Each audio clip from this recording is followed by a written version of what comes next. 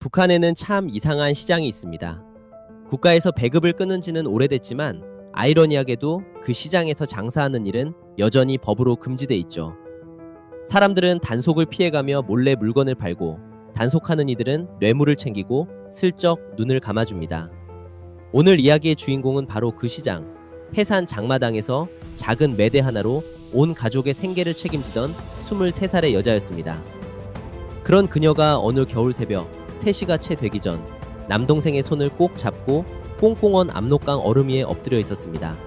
집에는 부모님만 두고 온 채였죠. 매대를 지키던 딸은 왜 어머니와 아버지를 남겨둔 채 강을 건너야 했던 걸까요? 본격적으로 이야기를 시작하기 전에 구독과 좋아요 부탁드릴게요. 그럼 이제 그녀의 이야기를 직접 들어보시죠.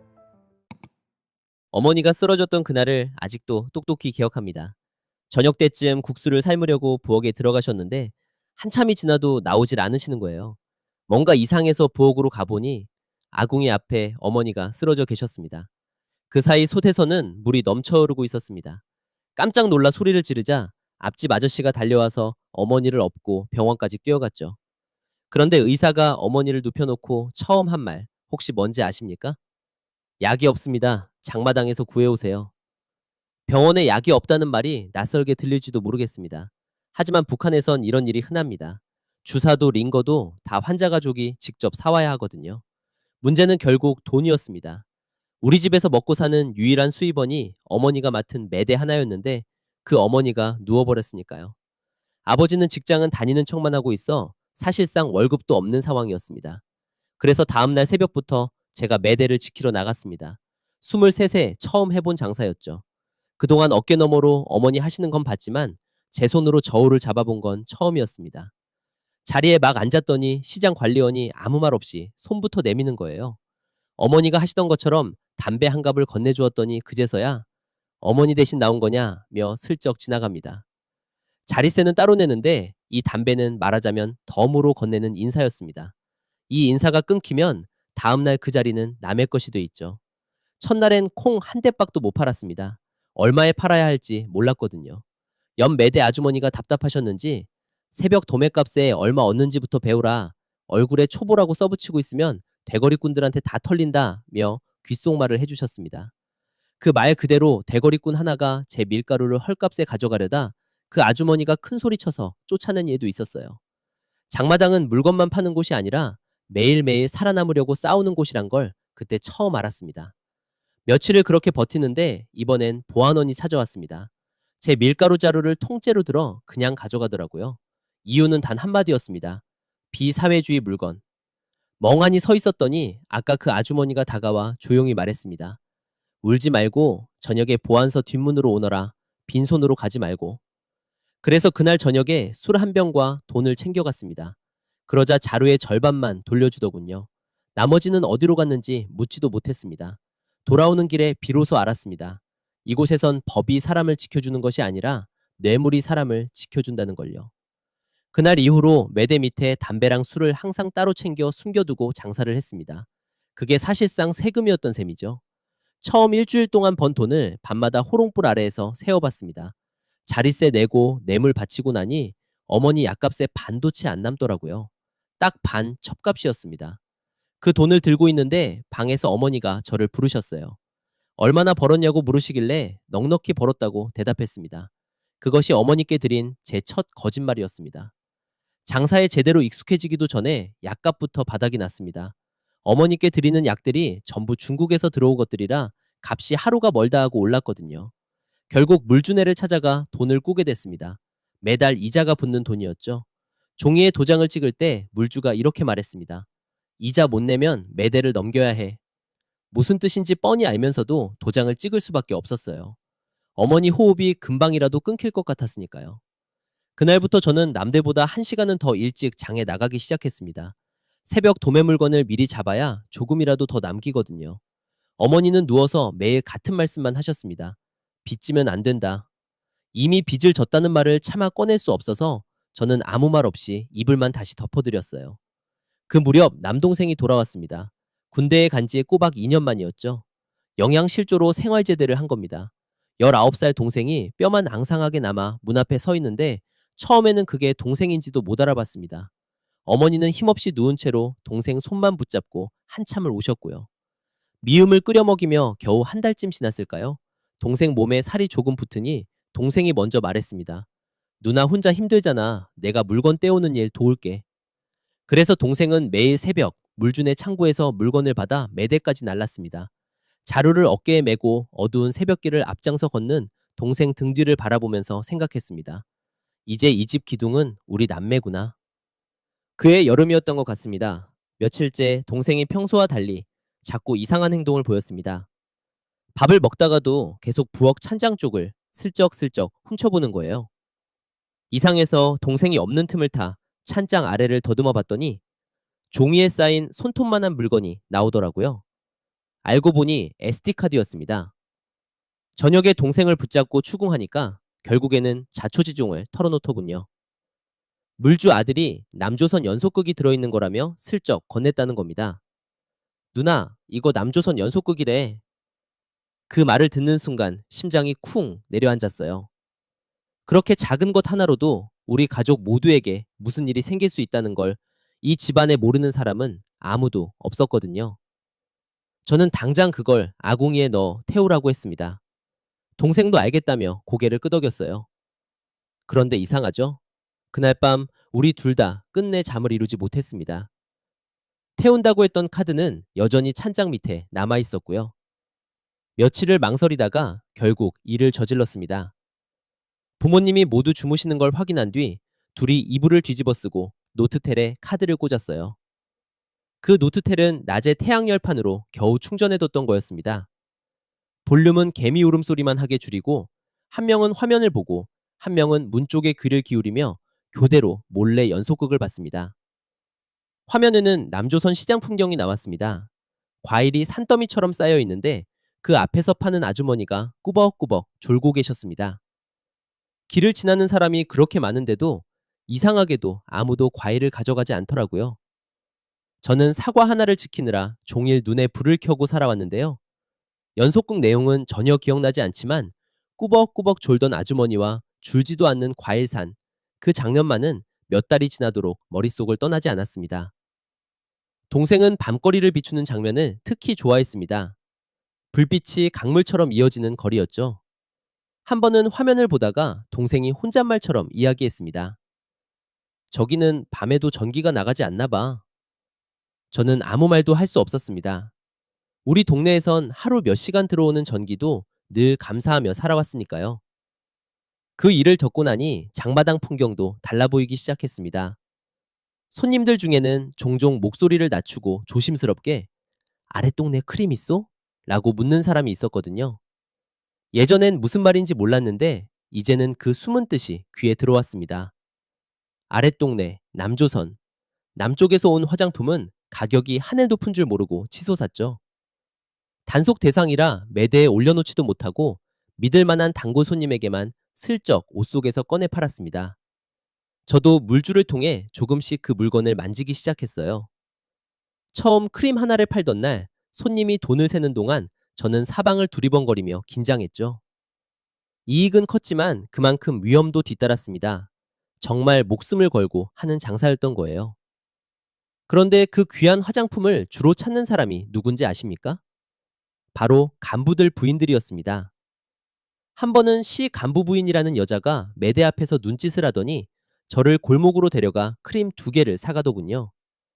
값도 흥정하지 않고 바로 건넸습니다. 단속하는 사람들 집에서 가장 엄격한 단속 물건을 쓴다는 사실이 아이러니했죠. 그 부인이 단골이 된 뒤로 제 마음 한편이 괜히 든든해졌습니다. 저 집이 있으니 내 뒷배가 돼주겠지 하는 생각까지 들더군요. 하지만 돌이켜보면 그게 얼마나 어리석은 생각이었는지 모릅니다. 그 사람들은 필요하면 사고 또 필요하면 아무렇지 않게 처벌하는 이들이었으니까요. 그래도 덕분에 그 해 안에 이자도는 다 갚았습니다. 물주가 도장 찍힌 종이를 돌려주면서 장사 실력이 붙었네 하고 칭찬해줬지만 그 말에 괜스레 등골이 오싹해지더군요. 남의 눈에 띄는 건 결코 편한 일이 아니었으니까요. 그해 가을부터는 좋지 않은 소문이 들려오기 시작했습니다. 백구 그룹바가 시에 내려왔다는 것이었죠. 불법 영상물을 잡으러 다니는 단속대라는데 그들이 출동하면 예고도 없이 새벽에 집을 샅샅이 뒤진다는 거였습니다. 노트태를 가지고 있는 집마다 불안에 떨었죠. 시장 전체가 갑자기 조용해지고 평소 농담하던 상인들도 입을 꼭 다물었습니다. 새벽에 개 짖는 소리에 잠을 깼습니다. 곧이어 문이 부서지는 듯한 소리가 들렸어요. 나무가 쪼개지는 소리였죠. 창문 틈으로 내다보니 소리가 난 곳은 바로 소꿉친구네 집이었습니다. 저와 같은 인민반에서 함께 자란 아이였어요. 군복 비슷한 옷을 입은 사람들이 마당에 있는 짐들을 죄다 끌어내고 그 아이는 양쪽에서 붙잡혀 끌려 나오고 있었습니다. 그때 친구의 어머니가 맨발로 언 마당에 엎드려서 애원하고 있었어요. 발이 시린 것도 잊었는지 맨발로서도 아랑곳하지 않고 빌더라고요. 저는 창가에 선 채 물러설 수도 더 다가갈 수도 없이 그 자리에 그대로 얼어붙은 듯 멈춰 있었습니다. 그 사람들이 골목을 빠져나가자 저는 곧장 부엌으로 갔습니다. 성냥을 켜려는데 손이 덜덜 떨려서 성냥 3개를 잇따라 부러뜨렸어요. 찬장 밑에 숨겨둔 카드를 꺼내 배터리함 뒤 벽 틈에 깊숙이 밀어넣고 진흙을 이겨 덮었습니다. 흔적도 남지 않게 말이죠. 차라리 태웠으면 간단했을 텐데 왜 그때는 차마 태우지 못했는지 지금 생각해도 이유를 모르겠어요. 그날 이후로는 발소리만 들려도 온몸이 굳었습니다. 며칠 뒤 인민반장이 집집마다 돌며 통지를 전했습니다. 그날 오후 비행장 근처 공터로 한 사람도 빠짐없이 모두 나오라는 것이었죠. 공개 재판이 벌어진다는 소식이었어요. 가보니 수천 명이 이미 모여 있었고 소학교 아이들까지 학급별로 일렬로 줄을 세워 앉혀놓았더군요. 확성기에서는 죄목이 흘러나왔습니다. 남조선 영상물을 유통한 사람들이라는 이야기였습니다. 끌려온 이들 중에는 장마당에서 얼핏 얼굴을 알던 이도 있었어요. 그리고 그 다음에 벌어진 일들은 지금도 차마 입에 올릴 수가 없습니다. 그저 그 소리가 터진 순간 앞줄에 앉아있던 소학교 아이들이 모두 동시에 어깨를 움츠렸던 장면만 선명하게 남아 있습니다. 그 뒤로 우리 가족은 그저 기계처럼 살았습니다. 새벽이면 장사하러 나가고 밤에 들어와 자고 단골 손님이 크림을 찾으러 와도 없다고 딱 잘라 말했습니다. 간부의 부인이 골목에서 불러도 물건이 끊겼다고 둘러댔고요. 그러곤 간부 부인은 매대 앞을 지나가도 아예 처음 보는 사람처럼 저를 외면하게 됐죠. 솔직히 속상할 것도 없었습니다. 저라도 그랬을 테니까요. 어느 날 눈치 없는 손님 하나가 보안원이 근처에 있는데도 아랫동네 거 없소? 하고 함부로 물었습니다. 일부러 큰 소리로 대답했어요. 그런 거 파는 사람이 어디 있소? 여기가 어디라고. 손님은 놀라서 도망치듯 돌아섰고 보안원은 저쪽을 한번 흐릿짓 보더니 그냥 지나갔습니다. 매대 뒤에서 저울을 잡는데 손바닥엔 식은땀이 맺혀 있더군요. 그런 식으로 겨우 하루하루를 버텼어요. 그날 밤에는 그 손님한테 괜히 미안한 마음이 들었는데 다음 날에는 그런 생각조차 사치라는 생각이 들었습니다. 생활 총화 시간엔 남들보다 먼저 손을 들어 자아 비판을 했어요. 눈에 튀지 않게 그게 살아남는 길이었으니까요. 어머니 약값은 다시 빠듯해졌습니다. 좋다는 약은 전부 중국에서 건너온 물건이라 값이 무척 비쌌거든요. 이제는 약을 반으로 쪼개 나눠드릴 수밖에 없었습니다. 그러다 늦가을 어느 밤이었습니다. 문을 두드리는 소리가 들렸어요. 3번 똑똑 잠시 멈췄다가 다시 2번. 동네 사람들이 두드리는 방식은 아니었죠. 아버지가 눈짓을 주셔서 살짝 문틈으로 내다봤더니 처음 보는 운마을 아주머니가 어둠 속에 서 있었습니다. 문을 반뼘 정도만 열었습니다. 아주머니는 목소리를 확 낮추더니 제 소꿉친구 이름을 불렀습니다. 그 애는 5년 전에 강을 건너다 죽었다는 소문이 난 사람이었습니다. 물에 쓸려갔고 시신조차 찾지 못했다고 했죠. 순간 온몸에 소름이 쫙 돋았습니다. 보이부의 함정이구나. 죽은 친구 이름을 미끼로 낚시를 하는 거네 싶어서 모른 척하며 문을 밀어닫으려 했습니다. 그런데 아주머니가 문틈에 얼굴을 가까이 대고 빠르게 말했습니다. 12살 겨울, 빨간 목도리. 네가 강가에서 잃어버린 거 걔가 사흘 뒤에 주워다 줬다며? 문을 밀던 손이 그만 멈춰버렸습니다. 그 이야기는 세상에서 딱 우리 둘만 아는 비밀이었거든요. 다리에 힘이 풀리고 멍하니 서 있었습니다. 그 애가 살아있구나. 남한까지 가서 살아있었던 거였구나 하는 생각이 들었습니다. 사흘 후 아주머니를 따라 산기슭 외딴 집으로 갔습니다. 낮에는 움직이지도 못하고 해가 지고 나서야 따로따로 걸어가 만났죠. 방에 들어서니 아주머니가 중국 손전화를 쥐어줬습니다. 국경 가까운 곳이라 중국 전파가 잡히는 자리였어요. 집 밖에서는 아주머니네 가족이 망을 받고요. 전파 탐지차가 돌아다니는 시간 때문에 3분을 넘기면 안 된다고, 3분이 지나면 바로 끊을 테니 섭섭해하지 말라고 했습니다. 신호가 연결되는 그 몇 초가 마치 몇 시간처럼 느껴졌습니다. 그리고 수화기 너머로 들려온 목소리는 5년 전 그대로였습니다. 야, 나야. 울지 말고 들어. 시간 없어. 울지 말라는 말이 무색하게 눈물부터 터져 나왔습니다. 친구는 빠르게 말을 이어갔습니다. 자기 집은 이제 연락을 할 엄두조차 낼 수 없다고 했습니다. 자신이 사라진 뒤부터 보이부의 감시가 너무 심해서 브로커가 근처만 얼씬해도 온 가족이 잡혀간다고요. 그래서 감시가 덜한 저를 찾아낸 거라고 했습니다. 어릴 때부터 저 하나만은 믿었다고 말했죠. 이어지는 이야기에 숨이 막힐 듯 했습니다.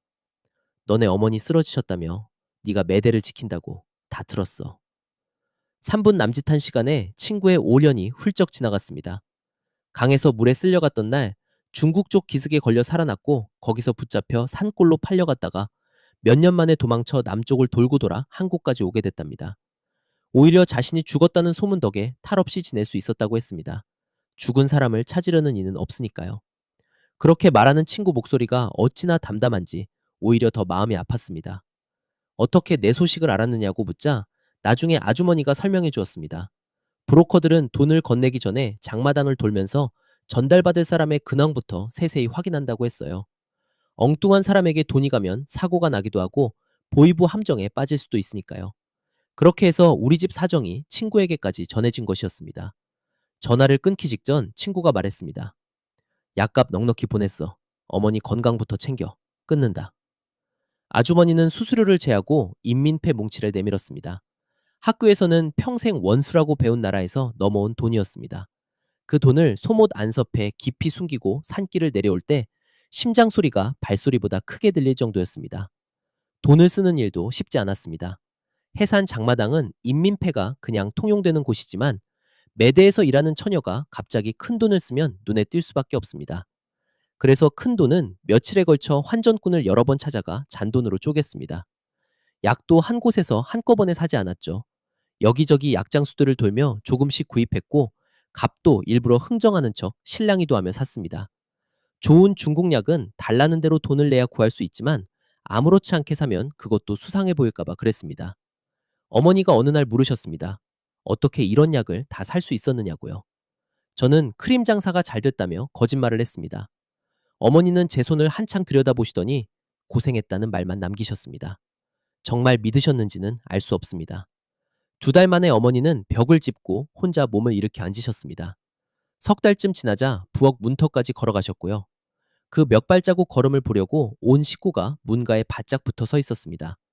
아버지는 그 돈이 어디서 났는지 끝내 묻지 않으셨습니다. 이미 알고 계셨겠지요. 만에 하나 묻는 순간 가족 모두가 공범이 되는 걸 알기에 그냥 모르는 척 하신 겁니다. 초겨울이었어요. 장마당에는 소문이 금세 퍼졌죠. 윗마을 그 아주머니가 보위부에 끌려갔다는 얘기였습니다. 며칠 지나니 더 으스스한 소문이 떠돌았어요. 아주머니가 돈을 전했던 집들 명단을 다 불고 있다는 겁니다. 그날부터 밥이 목으로 안 넘어가더군요. 남은 돈을 장판 밑에서 꺼내다가 마당 구석 김치움 벽 쪽으로 옮겨 묻었어요. 그때부터 매대 맞은편에 낯선 남자가 눈에 띄기 시작했습니다.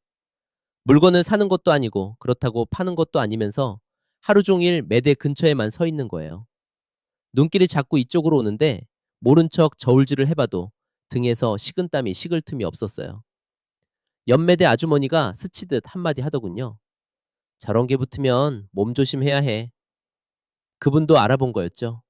얼마 뒤 인민반에서는 곧 가택수색이 들어올 거라는 소문이 나돌았습니다. 저는 미리 집안을 샅샅이 뒤졌어요. 걸릴 만한 건 모조리 태우거나 묻어버렸죠. 그런데도 벽틈에 숨겨둔 그 카드는 차마 꺼내지 못했습니다. 혹시 꺼내는 걸 누가 볼까봐 그게 더 두려웠거든요. 결국 수색대가 들이닥쳤습니다. 저녁 먹고 있는데 반장이 보안원 둘을 데리고 문을 벌컥 열고 들어온 거예요. 장롱문을 다 뒤지고 이불도 다 뒤집어보고 부엌 살림도 마당에 다 쏟아놓았습니다. 배터리 함을 들어 흔들 때는 심장이 멎는 줄 알았어요. 아버지는 그 옆에서 담배를 붙여 보안원에게 권하시더라고요. 하도 태연한 모습에 그 순간 아버지가 새삼 다르게 보였어요. 1시간이나 뒤지고도 아무것도 못 찾고 나가는데 보안원 하나가 마당에 김치움을 발로 툭툭 건드리는 거예요. 돈이 묻혀있던 자리에서 겨우 한 뼘 옆이었습니다. 그 사람들이 대문을 나선 뒤 어머니는 그 자리에 그대로 털썩 주저앉으셨죠. 이상하게도 다음 날부터 매대 건너편 그 남자가 보이지 않았습니다. 마음이 좀 놓여야 할 텐데 오히려 더 무서워지더라고요. 모든 걸 이미 다 확인했다는 뜻일 수도 있으니까요. 그쯤 강 아랫동네에서 한 집이 하룻밤 사이 홀랑 사라졌습니다. 남조선 돈 받고 지내던 집이라는 소문이 있던 곳이었죠. 새벽에 뚜껑 덮은 화물차가 들이닥쳐 온 가족을 실어갔다고 그걸 본 이도 있었습니다. 그 집 매대 자리엔 다음 날부터 다른 사람이 앉아 있었고요. 장마당에서는 그런 이야기를 아무도 크게 꺼내지 않았어요. 다들 눈빛만 주고받았습니다. 다음은 누구일지 그런 시선이 저를 향하는 것만 같아서 그날은 물건을 절반도 못 팔고 장을 접었습니다. 그 와중에 동생이 밤이 깊도록 들어오지 않았어요. 물주내 창고까지 뛰어가서 알아보니 낮에 보안소로 끌려갔다는 겁니다. 밀수품 유통 혐의래요. 다리가 후들거렸지만 울 틈도 없었습니다. 곧장 집에 들어가 김치움 벽을 파서 묻어둔 돈을 꺼냈어요. 매대 및 담배 상자까지 싹 긁어 모아 보안서 담당자 찾아갔죠. 아는 상인이 발을 좀 대줬어요. 밤새 문 밖을 서성인 끝에 새벽에야 동생을 데리고 나올 수 있었습니다. 애 얼굴이 반쪽이 돼 있었어요. 집에 돌아온 뒤 물어보니 때리진 않았답니다. 대신 밤새 벽을 등지게 세워두고 몇 시간마다 들어와서 같은 질문만 했대요. 물건 출처는 어디인지, 누구랑 거래했는지, 이름을 대라고요. 동생은 물주 이름 하나만 말했다더군요. 어차피 보안원들도 다 아는 이름이었으니까요. 누나 이름은 안 나왔어. 그 말을 하는데 애 목소리가 완전히 갈라져 있었습니다. 19살 동생이 밤새 지킨 게 결국 누나 이름이었던 겁니다. 그런데 막 문을 나서는데 등 뒤로 보안원이 실실 웃으며 한마디를 던졌죠. 요즘 그 집 돈줄이 좋다더라. 농담처럼 들렸지만 하나도 농담이 아니었습니다. 이미 우리 집에 남조선 돈이 들어오는 걸 다 알고 있다는 뜻이었어요. 그런데도 바로 잡지 않는 건 우리 집을 더 살찌워서 나중에 한꺼번에 뜯어내려는 거죠. 장마당에서 그렇게 당한 집을 여러 번 봤거든요. 뇌물로 버티고 버티다 마지막에는 집까지 다 내놓고 온 가족이 어디론가 사라져 버리곤 했어요. 우리 차례가 다가오고 있었던 겁니다. 집에 돌아와 그 말을 그대로 전했습니다. 아버지는 아무 말씀도 안 하시고 밥상 앞에서 담배만 연거푸 3대를 피우셨어요. 어머니도 숟가락을 들지 않으셨고요. 그리고 그날 밤 아버지가 저와 동생을 방으로 불러 앉히셨습니다. 아버지의 그 첫마디가 아직도 귀에 맴돕니다. 너희 둘 강을 건너라. 처음엔 무슨 뜻인지 이해하지 못했습니다. 저는 넷이 함께 가자는 말씀인 줄로만 알았죠. 그런데 아버지는 조용히 고개를 저으셨어요. 네 어머니는 저 몸으로 강을 못 건너. 나는 어머니 곁에 있어야 하고. 그러고는 마치 장사를 하듯 계산을 하셨습니다. 네 식구가 함께 있다가 모두 잡히는 것보다 몸 건강한 두 사람이라도 먼저 빠져나가야 한다고요. 우리가 빠져나가면 조사도 우리에게 집중돼서 부모님께 시간이 좀 더 생길 거라는 겁니다. 아버지의 계산이 딱 들어맞는 말이라 저는 아무 말도 못했습니다. 동생은 몇 번이고 같이 가자고 매달렸지만 아버지는 끝내 같은 말만 반복하셨어요. 말 길게 하면 모두 위험해진다. 어머니는 우시는 기색조차 없으셨습니다. 그날 밤부터 저와 동생의 소못 솔기를 뜯으셨죠. 브로커에게 줄 돈과 비상금을 안에 얇게 펴넣으신 뒤 한 땀 한 땀 다시 꼬매셨습니다. 병 앓은 뒤라 손이 아직 제대로 움직이지도 않는데 사흘 밤을 꼬박 그러셨죠. 저는 옆에서 실을 꿰어드리는 것밖에 할 수 없었습니다. 바늘이 오가고 있는 걸 바라보다 보면 말이 나오지 않았습니다. 저는 그 선을 다시 통해 남쪽 친구에게 소식을 전했습니다. 답이 오기까지 열흘이 걸렸어요. 그 열흘이 어떻게 지나갔는지 정말 모르겠습니다. 답장은 짧았어요. 중국 쪽 길은 자기가 다 마련해 두었으니 돈은 걱정 말라고 했습니다. 날짜와 연락 방법도 알려왔죠. 저는 그 종이를 외우고 바로 태워버렸습니다. 떠나기 전날 밤 결국 벽 틈에 숨겨둔 그 SD카드를 꺼냈습니다. 흙을 파내고 손끝으로 집어 올리는데 손톱만한 그것이 그렇게 무거울 수가 없더군요. 아궁이에 넣고 다 탈 때까지 끝까지 지켜봤습니다. 이 작은 게 우리를 여기까지 이끌고 온 셈이라 생각하니 여러 감정이 교차했습니다. 이것 덕분에 남쪽 세상을 알았고 무섭기도 했고, 그런데 결국 그 길로 가기로 한 거였으니까요. 죄를 뒤적여서 아무 흔적도 남지 않은 걸 확인하고서야 부엌을 나왔습니다. 남은 부모님께 혹시라도 불씨를 남겨두고 갈 수 없으니까요. 짐이라고 할 만한 것도 없었습니다. 보따리를 차리면 도망치는 게 드러나 보이니 입고 있던 옷이랑 주머니에 담은 미숫가루가 전부였죠. 그래도 저는 꼭 하나만 챙겼습니다. 벽장 깊은 곳에 있던 가족 사진 한 장이요. 네 식구가 함께 찍은 사진은 그것뿐이었습니다. 외투 안주머니에 넣고 손으로 여러 번 만져보았습니다. 자정이 넘어 어머니가 조용히 저를 부르셨습니다. 손에 뭔가를 쥐어주시기에 보니 평생 끼고 계셨던 은 가락지였습니다. 가다가 급해지면 이걸로 밥이라도 사 먹어라.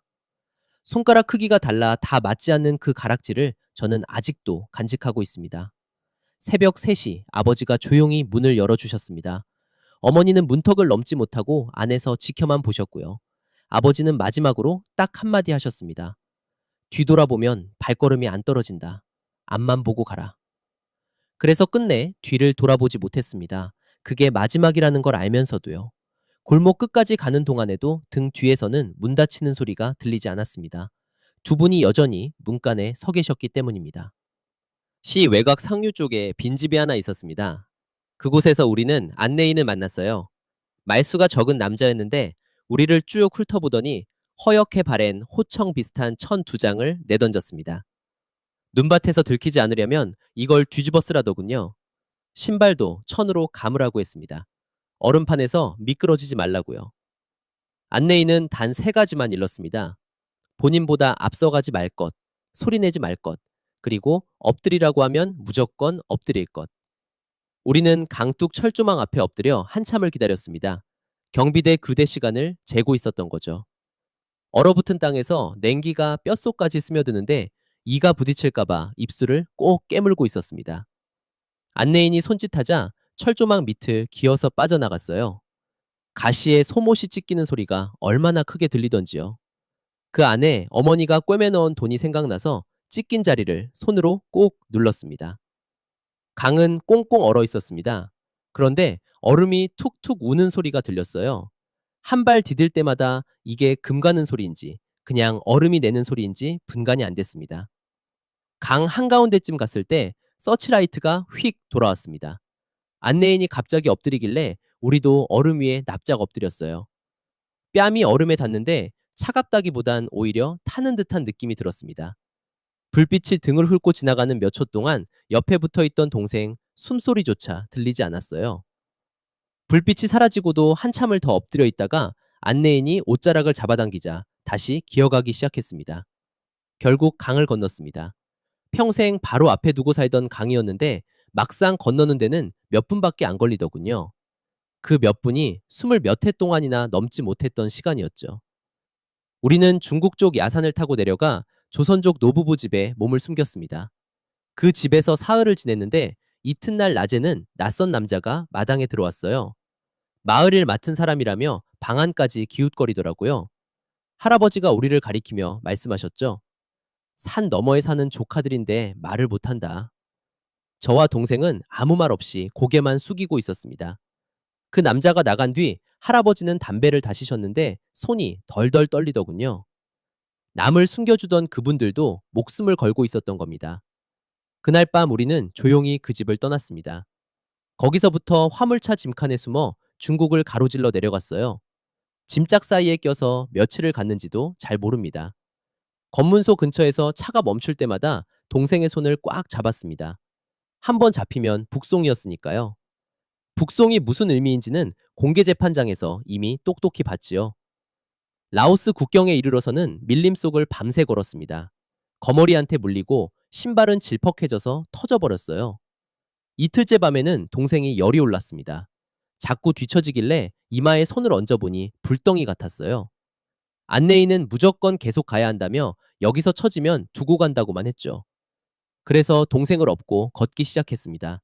저보다 체격이 큰 아이였지만 달리 방법이 없었거든요. 얼마 못 가 동생이 제 등에서 내려서 제 손을 꼭 잡고 쉬지 않고 걷겠다고 악을 썼어요. 누나, 나 안 죽어. 여기까지 와서 안 죽어.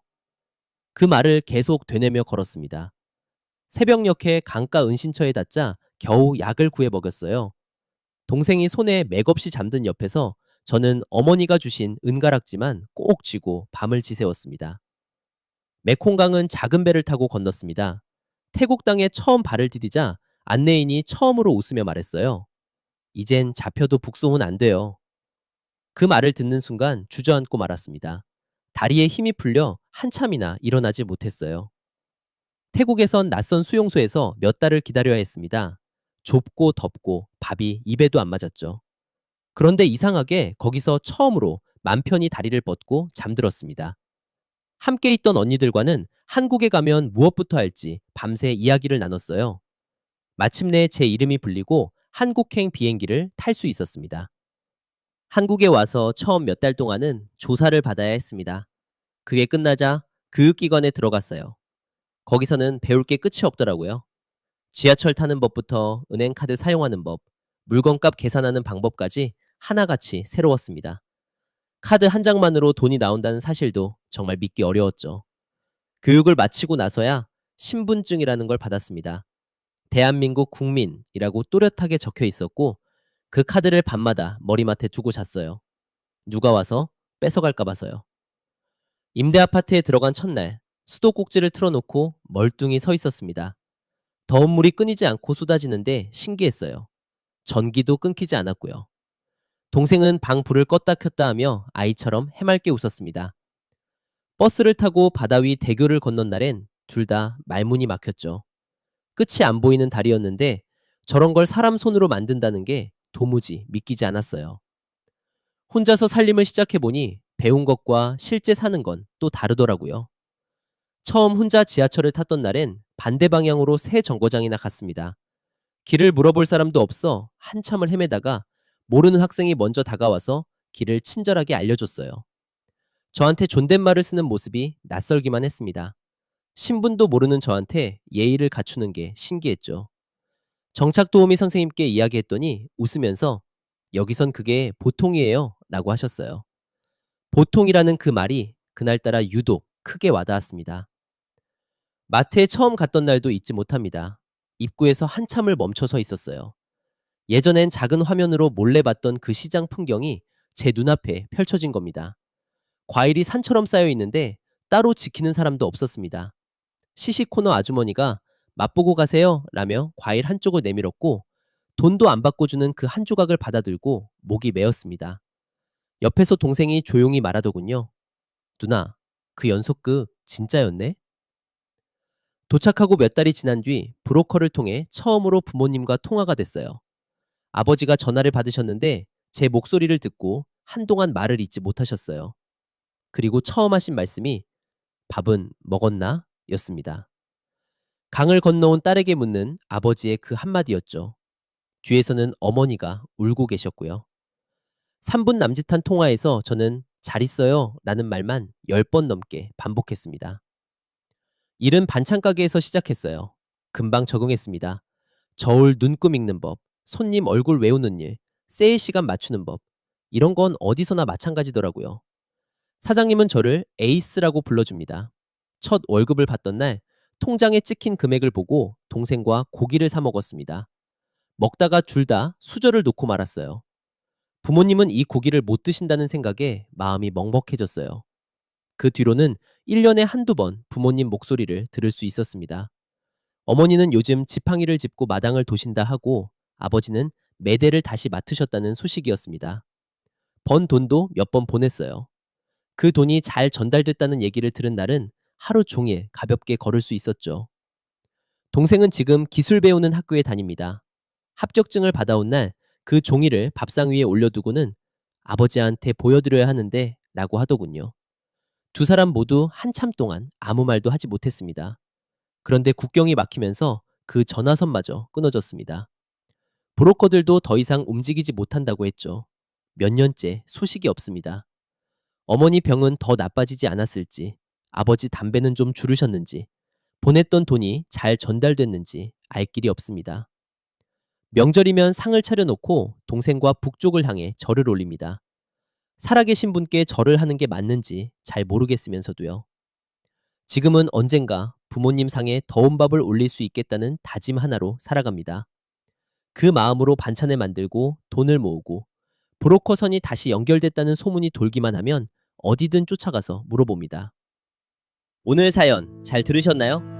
매대 하나로 가족을 지켜온 딸은 강을 건넜지만 그녀의 마음만큼은 아직도 해산의 문 앞을 떠나지 못하고 있습니다.